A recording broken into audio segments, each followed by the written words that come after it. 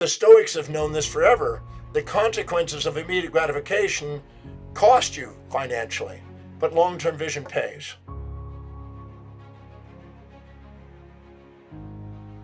It is truly amazing on how many people live with debt. I did a little survey about that many years ago, and I found out that on average, whatever an individual makes per year, let's say they make 50,000, 60,000, 70,000, 80,000, very commonly, whatever they make a year, 1/10 of that is sitting on their credit card debt. So if they make 50,000 a year, sometimes they got $5,000 worth of debt. Debt is an interesting thing. It has benefits and drawbacks. If you're buying real estate property and you're buying it to rent out or to develop it and sell or rent, you could be buying quality debt.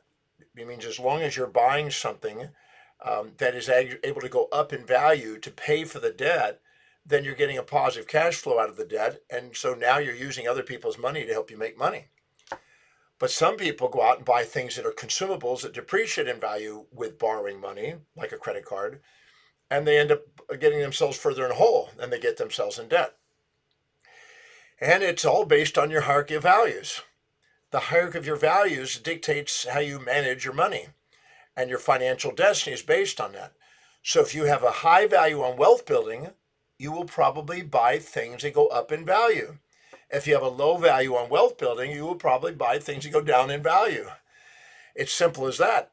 But if you find yourself in debt because you have not had a value on wealth building and have not curtailed the spending and deferred the gratification and allowed your impulse to buy things that you may or may not need to look good in front of the Joneses, if you will, and overextended yourself and didn't go and find creative ways of generating more income and living beneath your means and investing the difference so money can work for you it's being its master, not its slave, then there are some things you can do to get out of debt.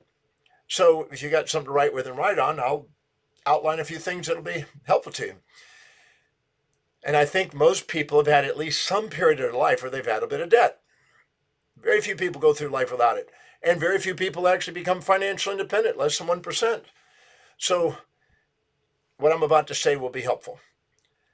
Now, let's say that you have debt. And I'm just going to pick a number here. You have $250,000 worth of debt because you got a house. And you're now paying $2,000 a month on this debt. What I would recommend to do is to total up the debt, $250,000. And now what I would do is take that $250,000 and break it down into how much is that per year, how much is that per month. So if you're paying off $24,000 a year, $2,000 a month, $500 a week, break it down per week, $100 a day for each working day, $100 a day, or $15 an hour, basically, $12 to $15 an hour. If you break your debt, your total, down into small bites and convert your units of debt into units of service or units of products that you sell, things you do to pay off the debt, and focus on the service or the product selling, your debt will go away. But if you focus on the debt, your products and service sales will go away. If you focus on the problem, the debt, instead of focus on the solution, the service, the other side of the equation tends to enhance. So if you focus on the debt tends to grow. If you focus on the service tends to grow. Wherever you put your intention is tending what to grow. So always chunk your debts down into small bites. Break them down by the inch, it's a cinch. And break it down into how much it is per hour, per minute, or whatever. And the smaller the increments you do, the less it seems overwhelming. And the more incremental that you pay it, the easier it is to pay off. If you had to pay your taxes that you owe the government each year, if you had to pay that once a year, it's harder than if you're paying it quarterly. And that's why the government asks it for quarterly. If it's even easier if you pay it monthly, even easier if you pay it weekly, or bi-weekly, if you do the smaller the increments, the easier it is. So break it down into smaller increments, convert it into units of service. We call it servicing the debt. Focus on the service and productivity to be what we can to make a difference. And you may find out that that's only 12 to $15 an hour, and having a new house of $250,000 doesn't seem as overwhelming when you're only having to make $12 to $15 out of the hour to pay it off.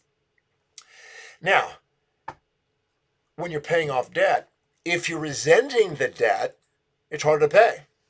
They found out that people that are divorced and somebody takes the children, the other one's paying child support, if that individual paying child support is resenting the person that they're paying the debt to, they're more likely not to pay the child support. And it's more harder for them to make the money to pay it. They have an unconscious motive not to. The same for you. Whenever you have debt that you've already incurred, it's wise to write down all of the benefits you've received on it so you can be grateful for it. If nothing else, the lessons it taught you about managing money. But write down the benefit, because if you're grateful for what you have the debt for, you're more easily able to pay the debt off. You're not resisting it, because if you resent the debt, it's hard to pay. Nobody wants to pay for something they resent. So be grateful for the debt you've got. Learn the lesson not to continue to get further into debt, and make sure that you, unless it's debt that's going to make you more money. I mean, I know of a friend that's got $1 billion worth of real estate holdings leveraged by the bank. The bank's paying for it, and he's got renters paying for it, and he's making fortunes. So that type of debt is a positive cash flow debt. But I got other people that go out and buy things that go down in value to have luxuries, extend themselves, and now I'm paying off debt at ridiculous prices, and they're burdened by debt. So debt is neutral. It's how you respond to it, how you use it, how you perceive it. So write down all the things you're grateful for so you're more likely to want to pay it off. Chunk it down into small bites by increments. Convert it into units of service and focus on the service, and really focus on serving people to pay off the debt. But know this, when you're buying things, ask yourself this question. Is this going up in value or going down in value? If you buy something goes up in value, you're buying an asset that's going up, that's going to take the money that you put into it, and it's going to grow in value. If you buy stock in a company or an index fund, let's say, that you've got a variety of quality companies, the S&P 500, and you put money into that, a decade from now, you can pretty well be certain, or 20 years from now, you can be certain that that's going to go up in value over time. And so you're putting money in, something goes up in value. You're appreciating. You're making money to appreciate in value, compound interest. But if you buy something that goes down in value, maybe it's a pool in a house, unless it adds to the value of the house, probably not over the cost of it. Buy clothes, it's probably going down, unless the clothes are definitely guaranteeing you it's going to get a better sales. Or cars, unless you for sure that's going to make it more valuable. You want to ask yourself, when I'm buying something, before you impulsively buy and just immediately gratify yourself, take the cost of what you're about to buy and stop and reflect on what would be, if I was to invest that difference and allow that to go forward in time, is this product worth the cost of all the money it could be generating? Not just the money you're doing now. And then factor in how many hours you have to put into work in order to save a portion to be able to buy the things you want. Make sure you look at what the real cost of buying something is to make an informed decision instead of just impulsively buying. Because you go to a mall, there's people with salespeople trying every gimmick they can to get a hold of it. And that may not be something you're really wanting, you're just impulsively buying. If you do, you're going to get into unnecessary debt. And if you do it on credit cards, which is probably the most foolish thing you're going to do, unless you pay that credit card every single month on time, you're paying ridiculous amounts of money and interest rates. So you might want to cut up the credit card. If you can't pay it off on time and you're paying ridiculous amounts of it, and you're only paying the minimum amount, which is compounding further debt, which the banks make the fortune off you, and you end up in burden, cut the credit card up and stop the credit card, and don't put yourself in a situation and buy things in cash. You'll be way more selective in what you're purchasing, and you won't likely get into debt because now you're paying for it. See, the longer you take between the pleasure of buying and the pain of paying, the less you're aware that there are cause and effects. So notice if somebody gives you a credit card and you buy something and 30 days later you now pay it, you're not associating the pain with that pleasure. But if you bring them together and you pay cash for it and you associate the pain of getting it out of your pocket, the cash, for that pleasure, you're more cautious, more reasonable, more objective in your purchase and less impulsive. And you'll probably live more within your means Therefore, anytime you shrink the time and space between what you pay when you buy something and what you pay, the higher the probability of an objective decision and the less likely to get it further in debt. You'll be more cautious about it, what you're buying, and think about it beforehand. There's systems one thinking in the brain, which is the amygdala, and systems two thinking in the brain, which is the executive center. The amygdala is an animal behavior, which is survival, and the executive center is a thrival center for humans that are achieving and thriving. So if you're letting the impulse run your life instead of the executive function run your life, you're not likely to get wealthy. There's not a lot of wealthy animals, but there's a lot of wealthy humans that have reason and have objectivity and have strategies and use their executive function. They forestall and they delay the gratification. Wealth building is delayed gratification. Debt is immediate gratification. So stop and reflect on what you're spending your money on. That's why in the Breakthrough Experience, the program I do, I basically show people how to live by their highest priorities where they have the highest probability objective. They have the greatest self-worth.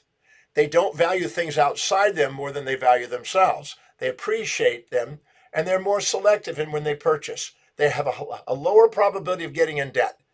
But if they're impulsive and they're unfulfilled and they're doing low priority things, they're more likely to get in debt. And that's why the poor get poorer and the rich get richer, as they say.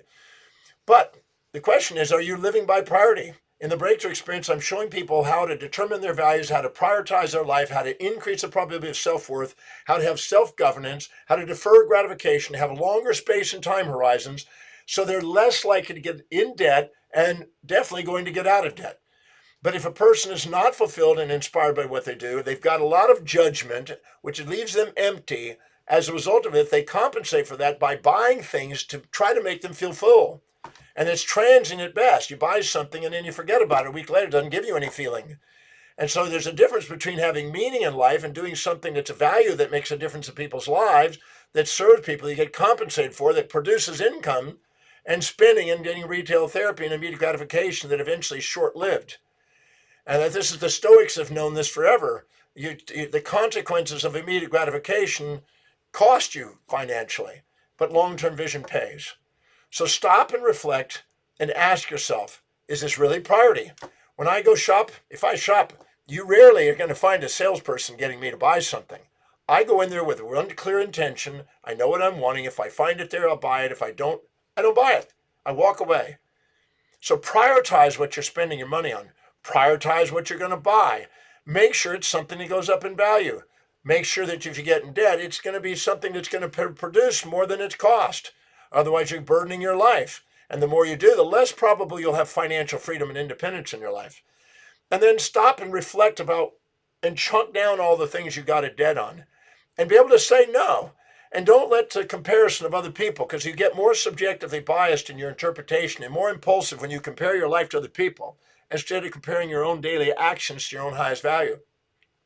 In the Demartini method, which is part of the Breakthrough Experience program, I teach people how to dissolve the emotional baggage, all the judgments they have on themselves, which when they're unfulfilled, they have a higher probability of over-consuming, over-buying, over-eating, over-drinking. And when you stop and think about some of the cost that those things offer and how you get further into debt that way, it's time to wake up and basically prioritize your life. If you're not filling your day with high priority actions that inspire you, your day's going to fill up with low priority distractions that don't. And compulsive, impulsive, immediate gratifying, addictive behaviors, whether it be eating sugar and gaining weight and paying a price, or basically drinking and alcohol, or possibly going out and being a consumer and just shopaholics or whatever. All the holicisms are a result of unfulfilled highest value. So you want to prioritize your life. That's why in the Breakthrough Experience, I teach people how to do that. Because if they don't prioritize their life, they're going to devalue themselves. And when they devalue themselves, they're more vulnerable to other people and other people's brands to get into their life and become a consumer to try to feel better about themselves temporarily, only to find out that they feel worse about themselves 30 days later when they got to pay the debt. So stop and reflect, bring the time and space between purchase and payment together. Really imagine what's the real cost if you invested that difference instead of buying immediate gratification, and you look at how many hours you did. I had a lovely lady that I went to dinner with one time, and she had this little purse, this pretty purse. I said, how much does the purse cost, by the way? She says it's about $5,700. I said, Okay, $5,700. Do you mind if I ask you some personal questions? She said, okay. She says, how much money do you make in a year on average? She said around 120 to 125, maybe 130 in a good year. I said, great. And how much money out of all the years you've been working, 20 years? Yes. How much money do you have to show for that? What's your net worth right now? And she said, well, I've got about $800 in the bank, but I've got debts. So I'm actually probably, if I had to pay off those debts, I'd be in zero. I said, so you have not really saved anything, or if you have, maybe 1% of your money all these years or less. She goes, yeah. I said, so at 1%, if you pay $5,700, what's 1% to have that? 1% of 5,000, that's 100 times, that's $500,000. Does that mean you had to earn $500,000 in 4 or 5 years in order to get this purse? And she goes, wow, I never thought about that. But yes, I've been putting it on layaway getting this purse.